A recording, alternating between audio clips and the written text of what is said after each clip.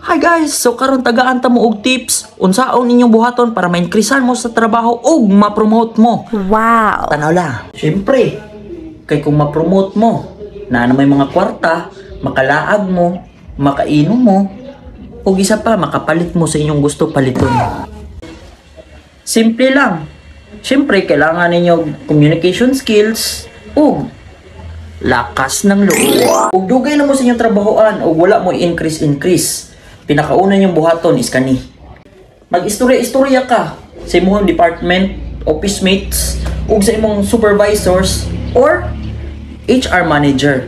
Istorya-istorya ka nga, ala sa pikas company na ko'y offer ani ba sayang kayo dili na ko kuwaon, mas dako og rate, no, mas gwapo og benefits.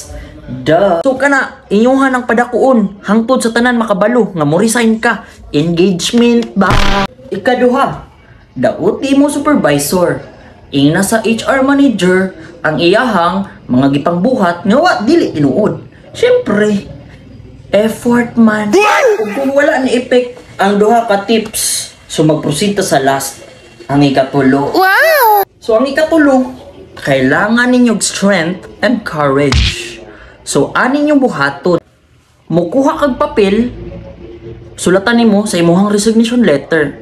Ang ibutang nimo sa imong resignation letter kay naa kay nakit-an nga uban company which is na nag-offer og ingon ani kadako nga salary ug benefits.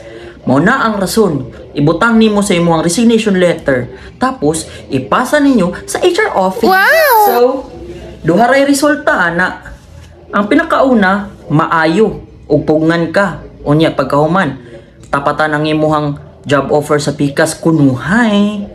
Ang ikaduha, delikado na. Kay og di nakapugngan, ngita na sa kagtrabaho. Kanos apa ka makakitag trabaho niya dahil kay kagbayro nun. Stupid.